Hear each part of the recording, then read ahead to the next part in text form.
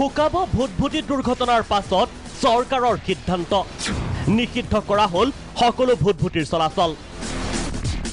গুৱাহাটী উত্তৰ গুৱাহাটীৰ মাজতো ভুটভুটিৰ যাতায়াত হঠাৎ নিষিদ্ধ কৰা হ'ল হাহাকাৰ নযাত্ৰী চৰকাৰৰ হঠকাৰী সিদ্ধান্তই সৃষ্টি কৰিলে অধিক সমস্যাৰ ভুটভুটি নিষিদ্ধ হোৱাৰ ফলত অসুবিধাৰ সন্মুখীন হৈছে যাত্ৰীসকলৰ লগতে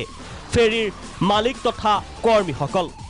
কিয়নো সকলো বৈধ ভুটভুটিৰ নথিপত্ৰ থকাৰ পাছতো অবৈধভাৱে চলা ভুটভুটিসমূহৰ লগতে বন্ধ কৰি দিয়া হ'ল সকলো ভুটভুটিৰ সেৱা কথা আমাৰ নাৱৰ গোটেইখিনি ডকুমেণ্টছে আছে যিহেতু তেওঁলোকে মানে যিখিনি বিচাৰিছিল ডকুমেণ্টছ তেওঁলোকে সাৰ্ভে কৰে আমাৰ আপোনাৰ সাৰ্ভে যিবিলাক কপি গোটেইখিনি আমাৰ লগত আছিলে ইঞ্চুৰেঞ্চৰ পৰা সাৰ্ভে কপিৰ পৰা গোটেইখিনি তাৰ পৰিৱৰ্তে হঠাৎ বন্ধ কৰি দিয়াত তেওঁলোকে যে পৰিয়ালবিলাক কেনেকৈ চলিব সেইটো বিবেচনা নকৰিলে তাৰ ওপৰত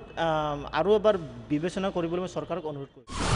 উল্লেখ্য যে অবৈধ ভুটভুটিসমূহ সন্দৰ্ভত পূৰ্বৰ পৰা চৰকাৰ তথা আভ্যন্তৰীণ জল পৰিবহণ বিভাগক অৱগত কৰি আহিছিল জয়ন্ত কুমাৰ নাথ নামৰ ভুটভুটি মালিক সন্থাৰ বিষয়ববীয়াজনে